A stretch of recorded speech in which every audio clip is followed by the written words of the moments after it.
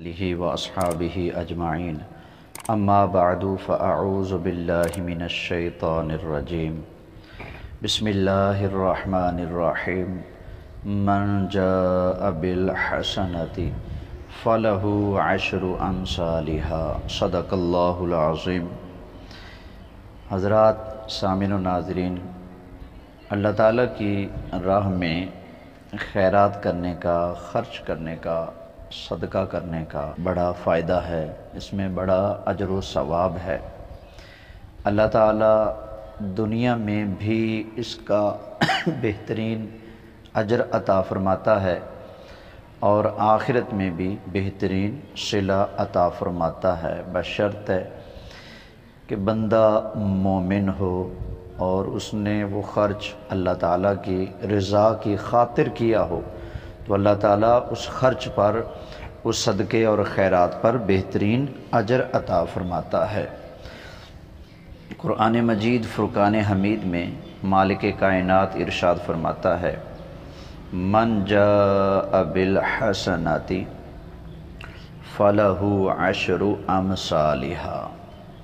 فرمایا جو شخص ایک نیکی لے کر آئے گا تو اس کے لیے اس جیسی 10 ہیں، یعنی کہ جو بندہ اللہ کی بارگاہ میں ایک نیکی لے کر آئے گا تو اللہ تبارک و تعالی اپنے فضل و کرم سے اس کو ایک کے بدلے میں 10 کا ثواب عطا فرماتا ہے۔ یہیں پر ہی بس نہیں، اللہ تعالیٰ کا فضل تو بہت وسیع ہے۔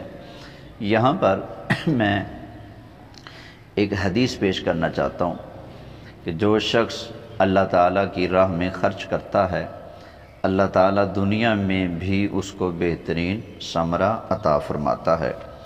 یہ مشکوٰۃ شریف کتاب الزکوٰۃ کے اندر ایک حدیث شریف ہے، حضرت ابو ہریرہ رضی اللہ تعالی عنہ روایت کرتے ہیں، نبی کریم صلی اللہ علیہ وآلہ وسلم سے روایت کر رہے ہیں کہ حضور نبی کریم صلی اللہ علیہ وسلم نے ارشاد فرمایا کہ ایک شخص جنگل میں کھڑا ہوا تھا، تو جب وہ جنگل میں کھڑا تھا تو فَسَمِعَ صَوْتًا فِي سَحَابَةٍ اس کی حدیقۃ فلان، تو فرمایا کہ اس نے بادلوں میں سے ایک آواز سنی۔ بادلوں کو حکم دیا جا رہا ہے کہ فلاں شخص کے باغ کو سیراب کر دو، فلاں آدمی کے باغ کو پانی پہنچا دو۔ تو حضرت ابو ہریرہ بیان کرتے ہیں کہ نبی کریم علیہ السلام نے ارشاد فرمایا کہ اس شخص نے جب بادلوں میں سے یہ آواز سنی کہ فلاں شخص کے باغ کو سیراب کر دو، پانی پہنچا دو، تو فرمایا کہ پھر بادل چلے اور ایک پتھر کے اوپر پانی برسایا، بارش برسی، تو وہاں سے پانی چلا تو زمین کے اندر وہ ہلکی ہلکی جو نالیاں بنی ہوتی ہیں پانی کی، وہاں پر پانی آیا اور پھر وہاں سے ایک اور نالی میں جمع ہوا، پھر اس نالی میں پانی چلنے لگا بارش کا۔ تو وہ شخص جس نے آواز سنی تھی یہ منظر دیکھ رہا تھا، تو پانی کی اس بہتی ہوئی نالی کے پیچھے وہ چل پڑا کہ وہ کدھر جاتی ہے۔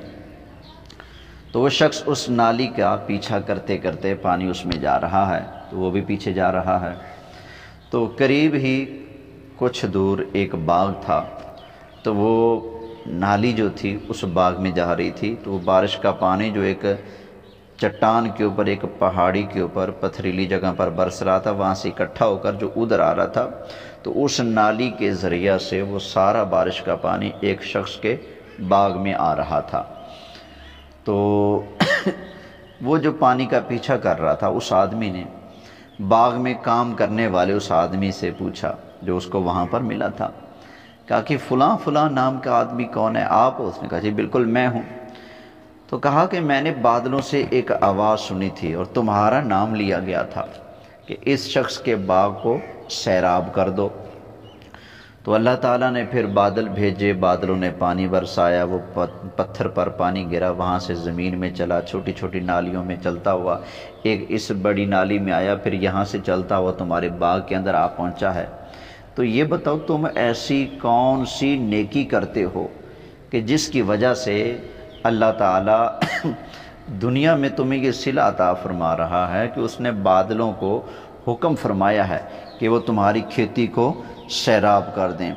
تو اس شخص نے کہا کہ میں ایک کام کرتا ہوں۔ وہ کیا کہتا ہے؟ جو چیز بھی باغ سے حاصل ہوتی ہے، یعنی جتنی بھی پیداوار مجھے باغ سے حاصل ہوتی ہے، میں اس کا 1/3 یعنی 1 حصہ اللہ تعالیٰ کی رضا کے لیے دیتا ہوں، اور 1/3 میں اور میرا کنبہ کھاتے ہیں، اور 1/3 میں باغ میں لگاتا ہوں۔ یعنی اس نے کہا کہ باغ کی ٹوٹل پیداوار کے میں 3 حصے کر لیتا ہوں، تو اس باغ کی پیداوار کا 1 حصہ میں اللہ تعالیٰ کی راہ میں خرچ کر دیتا ہوں، اور 1 حصہ میں خود اور اپنے کنبے پر خرچ کرتا ہوں، اور 1 حصہ باغ کی پیداوار کا میں اسی باغ پر لگا دیتا ہوں۔ تو یوں ٹوٹل پیداوار کے 3 حصے کر کے 1/3 حصہ 1 حصہ میں اللہ کی راہ میں خرچ کرتا ہوں۔ تو مجھے لگتا ہے کہ اللہ تعالیٰ نے یہ عمل پسند کیا، جس وجہ سے اللہ تعالیٰ نے یہ انعام عطا فرمایا کہ اس نے بادلوں کو حکم ارشاد فرمایا ہے کہ وہ میری زمین کو سیراب کریں۔ تو دیکھ لیں میرے دوستوں، میرے بھائیوں، کہ جو بندہ اللہ تعالیٰ کی راہ میں اس کی رضا کے لیے خرچ کرتا ہے تو اللہ تعالیٰ اس کو دنیا میں اس طرح سے صلہ عطا فرماتا ہے، تو آخرت میں جو اللہ تعالیٰ نے اس کے لیے انعام و اکرام اور اجر و ثواب رکھا ہے اس کا کون اندازہ کر سکتا ہے۔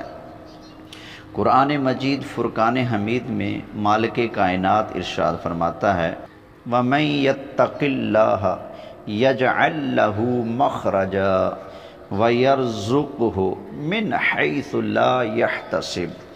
فرمایا جو اللہ سے ڈرتا ہے، تقوی اختیار کرتا ہے، تو اللہ تعالیٰ اس کے لیے نکلنے کی جگہ بنا دیتا ہے، اس کے لیے مخرج بنا دیتا ہے۔ وَيَرْزُقْهُ مِنْ حَيْثُ لَا يَحْتَسِبُ، اور اللہ تعالیٰ اس شخص کو وہاں سے رزق عطا فرماتا ہے جہاں سے اس آدمی کا کبھی وہم و گمان بھی نہیں ہوتا۔ اللہ اپنی قدرت کا نظارہ دکھاتا ہے جہاں سے آدمی نے کبھی سوچا تک نہیں ہوتا۔ تو مالک کائنات، خالق کائنات، رب ذوالجلال والاکرام اس آدمی کو وہاں سے رزق عطا فرماتا ہے۔ تو دیکھیے یہ شخص جس کا حدیث میں ذکر ہوا اپنا مال اللہ کی راہ میں خرچ کرتا تھا، تو اللہ تعالیٰ نے اس طرح سے اس کے رزق میں برکت ڈالی کہ مالک کائنات اسپیشل اس کے باغ کو سیراب کرنے کے لیے بادلوں کو حکم دیتا ہے کہ برسا یہاں پر۔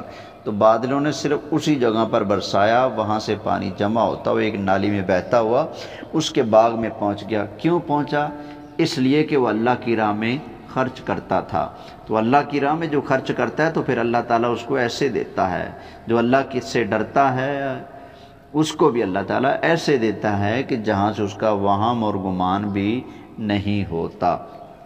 اللہ کی بارگاہ سے میں یہ توفیق مانگتا ہوں اپنے لیے اور اپنے تمام ناظرین اور سامعین کے لیے کہ پروردگار عالم ہم سب کو بھی اپنی خوشی کے لیے اور اپنی رضا کے لیے خرچ کرتے رہنے کی توفیق عطا فرمائے۔ یاد رکھیے امام الانبیاء سرکار مدینہ صلی اللہ علیہ وآلہ وسلم نے ارشاد فرمایا، اللہ کی قسم ہے مال خرچ کرنے سے کم نہیں ہوتا بلکہ بڑھتا ہے، اللہ بڑھا دیتا ہے مال کو۔ جو شخص اپنے مال میں سے اللہ کی راہ میں خرچ کرتا ہے تو اللہ اس کے مال کو کم نہیں کرتا بلکہ بڑھا دیتا ہے۔ حضرت علی مرتضیٰ شیر خدا کرم اللہ تعالی وجہہ الکریم سے کسی شخص نے پوچھا، اے علی علم افضل ہے یا مال؟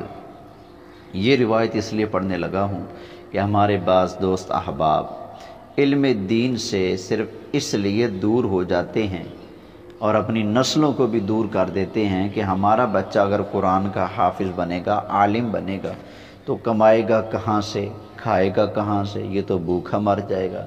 یہ دو رخی چال بھی مجھے لوگوں کی سمجھ نہیں آتی۔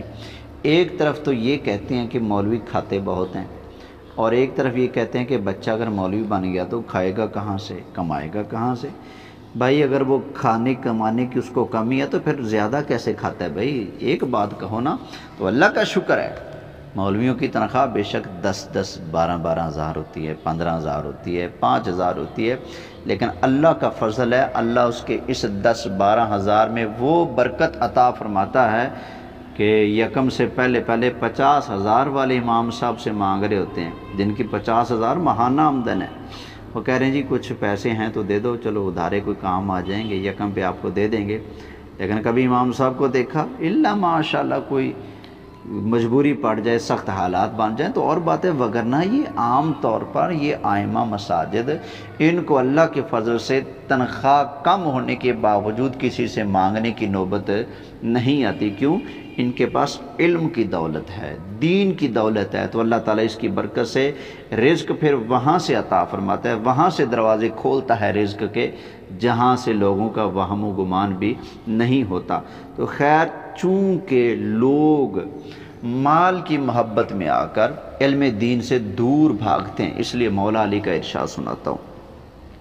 آپ سے کسی نے پوچھا کہ علم افضل ہے یا مال؟ تو آپ نے جواب دیا کہ علم افضل ہے۔ تو اگلے نے پوچھا حضرت جی دلیل؟